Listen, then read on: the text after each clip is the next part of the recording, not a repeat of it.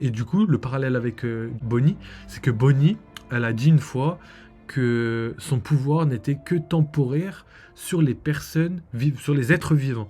C'est-à-dire que sur tous les êtres vivants, elle peut les rajeunir ou les vieillir, mais c'est que temporaire. C'est-à-dire que c'est pas quelque chose d'illimité. Et quand elle a précisé, et ça j'adore, c'est Oda, elle le fait tout le temps. Quand elle a précisé que du coup ça touchait que les êtres vivants, ça voudrait potentiellement dire que les êtres inanimés, les êtres pas physiques, pourraient son pouvoir pourrait être définitif sur ce type les objets, les êtres inanimés, etc., etc.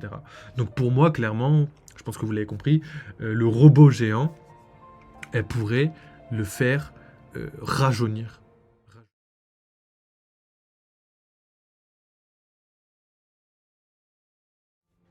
Salut la team, bienvenue pour un nouveau live. Donc aujourd'hui, petit live sur One Piece. On va faire donc une petite analyse de la dernière vidéo de Goji, mais juste avant, on va essayer de regarder les informations qu'on a par rapport au précédent chapitre et essayer de voir qu'est-ce qui pourrait se passer tout simplement dans ce prochain chapitre. Et à la fin du live, on a Lodger qui est avec nous, qui va nous présenter un petit peu son petit projet par rapport au dessin. Donc c'est un dessinateur, un illustrateur. Il va nous montrer ses croquis, ses trucs, et tu pourras même parler de ton projet perso et aussi du projet de la chaîne. Donc on a un petit projet, on a une petite surprise pour vous à la fin du live. Donc let's go les gars, on va faire ça ensemble. Donc c'est parti. Donc là je vais commencer direct par comme je vous ai dit, la petite analyse pas de la vidéo, mais de ce qui pourrait se passer dans les prochains chapitres, mais surtout le prochain chapitre. Qu'est-ce que j'anticipe, qu'est-ce que je vois arriver très prochainement dans le chapitre. Et on va discuter de ça, la MIF, donc restez bien accrochés. Voilà, je me mets en condition, je regarde si tout va bien. Normalement tout va bien, la musique doit pas être trop forte, j'espère, parce qu'elle a l'air un peu forte. Là je l'ai bien baissé là. Ouais, je vais pas trop la baisser non plus, on va plus l'entendre. Voilà, je pense que là c'est un petit fond sonore assez sympathique. Donc let's go, on perd pas de temps, c'est parti pour l'analyse de ce qui se passe en ce moment. Donc on a Sunny D Live, donc le frérot qui est déjà venu sur la chaîne. D'ailleurs je le remercie encore, en vrai c'est quelqu'un d'humainement très appréciable, c'est quelqu'un qui a un bon cœur, ça se voit juste comme on a échangé, la manière dont il partage les choses et tout, c'est vraiment quelqu'un de bien. Donc franchement, il défend de bonnes valeurs et tout. Je le vois par rapport à ses tweets et tout. Franchement, je suis en totale adéquation avec ce qu'il fait, avec ce qu'il est, avec ce qu'il propose comme contenu. Donc, franchement, n'hésitez pas à aller le suivre, les gars. C'est vraiment un bon gars. Donc, let's go. Là, on va regarder parce qu'il il a résumé quelque chose d'assez intéressant. Et ça, j'aimerais le notifier. Donc, on va regarder cette image-là. Et dans cette image, on voit clairement 4 scènes hyper. Enfin, il y en a même 5, mais on voit beaucoup de scènes très très très importantes. Donc on voit le chaos de Kizaru. Donc là, je pense que ça, il a été ajouté parce que Kizaru, on sait qu'il est plus apte au combat. Enfin, il pourrait se relever, mais il n'est pas au top de sa forme. Ensuite, on voit Saturne. Donc Saturne, c'est la personne qui est la plus dangereuse. Je dirais pas la plus dangereuse, mais qui est instinctivement la plus dangereuse. En tout cas, c'est la personne la plus dangereuse pour Luffy actuellement sur l'île. Parce que, enfin, en tout cas, la personne qui est le plus actuellement dangereuse à ce stade, tu vois, à ce stade, d'après les informations qu'on a, etc., etc., c'est vraiment elle, la personne la plus dangereuse de l'arc pour l'instant. Ensuite, ici, c'est pour ça que j'ai dit pour l'instant, c'est parce que ici, on voit le bateau de Barbe Noire qui potentiellement arrive à Egghead. En plus, ce qu'on voit là, ce qui est intéressant, c'est qu'on voit Egghead en parfait état, on voit le bateau arriver aux abords de Egghead et qu'il n'y a aucun bateau de la navire autour, sachant qu'on sait que la navire est en train d'encercler toute l'île. Donc, ça veut dire que ça fait longtemps qu'il est là. Donc, qu'est-ce qu'il fait, qu'est-ce qu'il attend, on sait rien du tout, mais faut garder ça à l'esprit parce que justement, Oda, il place ses informations. Nous, on passe à autre chose, les semaines passent, les années passent, et du jour au lendemain, bam, on voit Barbe Noire arriver, et on se dit, mais wesh, qu'est-ce qu'il fait là? Que tout est écrit. Donc voilà, donc ça c'est pour moi les 3 informations les moins, je dirais pas les moins importantes, mais si je dois les classer en termes d'importance, elles sont en dessous des 2 autres informations qui arrivent. Donc là, il y a 2 informations qui sont légendaires. Donc là, actuellement, on est dans le flashback de Kuma. Et pour moi, le flashback de Kuma va continuer dans le prochain chapitre et sûrement s'arrêter dans le prochain chapitre. Et En gros, il va s'arrêter, il va prendre tout le chapitre prochain, et le chapitre 1100, pour moi, il va s'arrêter, on va revenir dans le présent. Donc, est-ce que ça va se passer comme ça? Peut-être, ou peut-être pas. Peut-être qu'encore Oda, il a énormément de choses à dire et qu'on le sait pas, mais on verra. Vu la vitesse où va Oda dans le flashback, je pense qu'on est à peu près... doit pas être trop loin de la vérité en tout cas. Ensuite, on voit donc Kuma et le robot. Kuma, bon, il a été mis là pour une raison très très simple, c'est parce que Kuma, il est parti de l'île de New Kamaland, donc l'île où il était, et il y avait Dragon, Sabo, etc., donc toute l'armée révolutionnaire. Il est parti de là-bas pour aller à un endroit encore inconnu. Et la seule information qu'on a, c'est que pour atteindre cet endroit, il a dû grimper sur Redline. Donc il a sauté, il a atterri sur Redline, il a monté la montagne de Redline, il a attaqué les Tenryubito et tout, mais je pense qu'il n'a pas vraiment attaqué les Tenryubito, je pense qu'il faisait que se défendre. Vu qu'il avait, entre guillemets, une mission programmée dans son esprit, il était prêt à tout pour... Enfin, la machine qui en lui était prête à tout pour réussir sa mission, et s'il n'arrivait pas à s'en sortir, il partait de manière... enfin, il utilisait la force pour partir de cet endroit-là. Donc ensuite, il a sauté de Redline, et de Redline, il a sauté pour aller où? Sûrement à Egghead. Donc là, c'est toutes les théories possibles, tout converge pour qu'il aille à Egghead, sinon on sait absolument pas où il va. Il faudrait qu'on ait une information, mais il y a deux choses qu'il faut prendre en compte par rapport à Kuma. Il y a deux questions auxquelles il faut répondre. C'est... pourquoi il vient à Egghead et qu'est-ce qui a déclenché la mission interne d'aller à Egghead. Par exemple, on sait qu'à la fin de Marineford, Kuma avait une mission intégrée qui était de venir défendre le navire des chapeaux de paille jusqu'au retour d'un des Mugiwara. Et c'est ce qu'il a fait. Il a tenu sa parole, il était là depuis tout ce temps, il défendait le navire, et quand un des Mugiwara est venu, il est parti, lui... vaquer à ses occupations, obéir aux ordres, etc. etc. Tout ça pour dire qu'il avait une mission intégrée depuis très longtemps, qu'il l'a remplie et qu'il est parti. Donc ça, c'est la première mission. Enfin, c'est la première information. Donc pourquoi il est venu sur Egghead? Pourquoi il viendrait sur Egghead et qu'est-ce qui aurait pu déclencher? Donc pour moi, la raison pour laquelle il vient sur Egghead, ça doit être... pour moi, c'est peut-être l'entrée. Je sais pas si ça correspond au niveau des timelines, j'irai vérifier, mais je sais pas si c'est l'entrée de Bonnie à l'intérieur de sa bulle de souvenirs qui aurait peut-être déclenché la mission de Kuma de revenir à Egghead dans sa bulle de souvenirs. Quand quelqu'un aurait pénétré ou touché les souvenirs de Kuma, il serait censé revenir jusqu'à Egghead. Ensuite, on a vu sur la route qu'il a perdu une jambe, qu'il a perdu une moitié de visage à cause de Akainu, et qu'il avait déjà des années de souffrance. Donc on a vu dans les dernières vidéos, dans les dernières analyses qu'on avait faites, que ces années de souffrance, elles pouvaient être retirées, entre guillemets, pour les transférer dans une boule de douleur, et que cette boule de douleur pourrait être transmise à quelqu'un. Et sachant qu'il a perdu une jambe, qu'il a perdu des trucs, elle pourrait faire énormément de dégâts, vraiment énormément de dégâts. Et surtout que ça fait à peu près 2 ans qu'il subit des douleurs, donc à voir s'il va l'infliger à quelqu'un. Je pense que cette personne, on en a déjà parlé, il y a une potentielle chance que ce soit Saturne. Mais...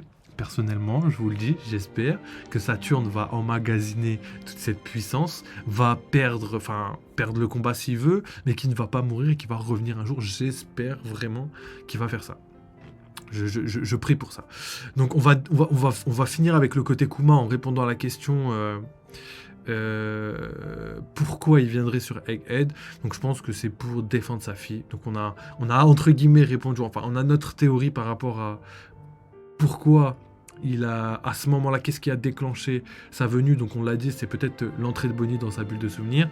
Et du coup, la mission qu'il a, c'est de défendre une dernière fois Bonnie contre l'envahisseur ou quelque chose comme ça.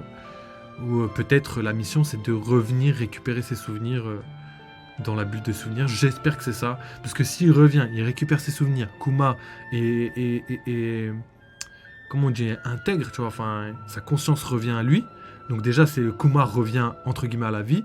Après, on va se dire, ouais, il est blessé et tout, il va pas bien et tout. Mais là, il se retire toute la douleur pour l'infliger à quelqu'un. Et on a le re-Kuma. Tout va bien, tout est... Après, ça serait dommage parce que ça enlèverait le petit côté souffrance, etc., etc. Mais bon, on connaît Oda, on sait que pour faire mourir un personnage, faut y aller. Faut vraiment y aller. Et c'est vrai que Kuma, il pourrait mourir, mais je le vois pas comme ça. Je le vois pas comme ça parce que c'est Oda qui nous a habitués à ça. C'est à chaque fois qu'on croit que quelqu'un va mourir, il meurt, entre guillemets. Et quelques chapitres plus tard, on le voit, oh, tout va bien. Comme Kinemon, comme Pell, Alabasta, comme... je pourrais vous en citer des dizaines et des dizaines, tu vois, mais bon... Vous avez capté comme l'eau qui se fait couper le bras, on croit qu'il va mourir contre Doflamingo, pas du tout. Je sais pas moi, comme Kid actuellement, il s'est pris un coup de chance, il est sous l'eau, mais il va revenir, vous inquiétez pas. Je pense pas qu'Oda va se débarrasser des personnages comme ça. En tout cas, il nous a montré que quand il se débarrasse de quelqu'un, c'est pas pour rien. C'est vraiment que il fallait qu'il se débarrasse de lui entre guillemets. Donc voilà. Ensuite, pour terminer, donc c'est un rapport avec Kuma, c'est avec Bonnie, c'est le robot géant qu'on voit à droite. Et après, j'ai rajouté une dernière information, et ce sera fini pour la partie anticipation des prochains chapitres. Donc, on a le robot géant. On voit donc que le robot s'est allumé, donc c'est l'information quand Luffy est arrivé à côté du robot, qu'il a sûrement transmis un peu d'énergie sans le vouloir. Énergie du soleil, énergie solaire, on en a déjà parlé plein de fois sur la chaîne, et que cette énergie, c'est ce qui alimentait les robots avant, à l'époque ancienne. Et du coup, le parallèle avec Bonnie, c'est que Bonnie, elle a dit une fois que son pouvoir n'était que temporaire sur les personnes, sur les êtres vivants. C'est-à-dire que sur tous les êtres vivants, elle peut les rajeunir ou les vieillir, mais c'est que temporaire. C'est-à-dire que c'est pas quelque chose d'illimité. Et quand elle a précisé, et ça j'adore, c'est Oda, il le fait tout le temps. Quand elle a précisé que du coup ça touchait que les êtres vivants, ça voudrait potentiellement dire que les êtres inanimés, les êtres pas physiques, son pouvoir pourrait être définitif sur ce type les objets, les êtres inanimés, etc., etc. Donc pour moi, clairement, je pense que vous l'avez compris, le robot géant, elle pourrait le faire rajeunir pour être à l'image de ce qu'il était à l'époque ancienne, donc à l'époque du siècle oublié, ce qui pourrait être légendaire. Et en plus, le robot géant assisterait Luffy, parce que le robot géant vient du peuple de Nika, enfin du peuple de Joy Boy, Nika, et que justement ce robot géant est sous les ordres de Nika, donc c'est Luffy qui lui donnerait tous les ordres qu'il aura donnés, donc c'est magnifique. Donc voilà, là c'est tout pour la petite image, donc je crois qu'on a bien... On a bien détaillé ce qu'on voulait parler. Il y a une dernière petite information que je vais ajouter, mais avant ça, les gars, n'hésitez pas à aller ajouter le frérot Sunny Live. Et à part ça, la dernière information que j'ai, c'est que je la trouve pas là sur internet, il faudrait que je regarde les chapitres exacts. C'est que j'ai plus l'image, je crois. Mais à un moment, c'est ça que je voulais ajouter par rapport aux 5 images qu'on vient de voir, c'est qu'à un moment, Vegapunk appelle quelqu'un à l'escargophone et il dit, ça fait longtemps, tu m'as dit que si j'avais besoin de toi un jour je pourrais t'appeler, et du coup bah écoute, ce jour est venu, j'ai besoin de toi tout simplement. Enfin je résume à ma manière, c'est pas les mots exacts, mais vous avez compris entre guillemets. Et du coup quand Vegapunk a appelé cette personne, les gens, le public, entre guillemets, les lecteurs, pensaient, après, quand on a vu la trahison de Stussy, que c'était l'appel à Stussy. Ce qui peut être totalement réel, mais il y a un truc qui me fait dire que c'est potentiellement pas ça, c'est que Stussy n'a jamais mentionné quoi que ce soit par rapport à cet appel, rien du tout. Donc c'est-à-dire qu'on a une information. Vegapunk, donc Oda a pris le temps de faire parler Vegapunk et de parler à quelqu'un dans l'escargophone. D'ailleurs, vivement l'épisode pour savoir si on a la voix d'une femme ou la voix d'un homme, ou sinon on l'aura très bientôt dans l'escan, on verra bien. Mais Vegapunk, à ce moment-là, Oda a fait exprès de le faire parler, il lui a consacré quand même une grosse case, parce que ça prend pas loin d'une page, et il parle à la personne, etc., et lui dit et tout. Par contre, il a consacré aucun moment à Stussy qui aurait pu répondre à ce message, qui aurait pu anticiper. En plus de ça, quand on regarde la timeline de ce qui se passe dans le chapitre, on voit très bien Stussy en compagnie de Lucci et Kaku, et avant le moment où Vegapunk parle au téléphone, et après, ils sont tout le temps restés ensemble, et ils ont monté dans le dôme, donc c'était au moment où Lucci et tout, etc., montaient sur le dôme. Et du coup, pour moi, il y a une potentielle chance que cet homme qui a été appelé, ce soit potentiellement Dragon. Donc c'est pour ça que je voulais mentionner cette dernière... Et en plus, vous savez, vous connaissez le parallèle, le chapitre 100, le chapitre 1100, ça fait 1000 chapitres que Dragon n'est pas apparu, etc. etc. Vous connaissez, tout le monde en parle sur Twitter, donc ça pourrait faire parallèle à ça. Donc peut-être que Dragon arrive, mais il y a toujours une petite... il me faut de la cohérence à chaque fois, c'est ça qui me fait croire une théorie ou pas, c'est la cohérence. Et on a vu Kuma partir de New Kamaland, et quand il est parti, Dragon, il disait mais je sais même pas où il va, je comprends pas pourquoi il fait ça, en tout cas il est parti, je crois qu'il est plus lui-même et il a perdu sa conscience, on pourra jamais le récupérer. Donc entre guillemets, ça ressemble à ça. Et Kuma prend le temps d'y aller. Donc déjà, vous voyez la vitesse de Kuma. On se rappelle quand Luffy a été envoyé valser par Kuma. On se rappelle le temps qu'il a mis pour aller d'un point à un point B. Et aussi la distance, la vitesse qu'il utilisait, tu vois. Et on connaît qu'une seule personne qui est capable de faire la moitié du tour du monde en moins d'un jour. Un jour ou moins d'un jour. C'est Shanks. Donc comment il a fait, on ne sait pas. Personne ne sait comment il a fait. Mais en tout cas... il l'a fait. C'est tout ce que je peux dire. En tout cas, il l'a fait. Et là, Dragon, il faudrait qu'il ait, entre guillemets, les mêmes possibilités de déplacement. Est-ce que il est capable de le faire? Je sais pas du tout. Moi, ce qui me fait dire que je suis pas sûr qu'il est capable de le faire, c'est à cause de Sabo, l'attaque de Marijois, etc., etc. Il y a plein de trucs qui me fait dire que c'est possible ou non. Donc, on va voir par rapport aux informations, mais si Dragon est capable de se téléporter, pourquoi il n'a pas fait le chemin, pourquoi il n'a pas fait le chemin jusqu'à Marijois, pourquoi il n'a pas téléporté les gens, récupéré les gens. On a vu Sabo qui a mis énormément de temps à revenir de Luluzia jusqu'à New Kamaland.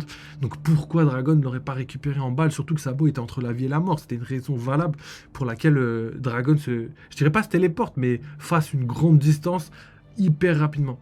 Et du coup, Sabo, il est parti, il était à côté, il était pas loin de l'île d'Egghead, en tout cas plus proche. Et après, il y avait les autres qui étaient...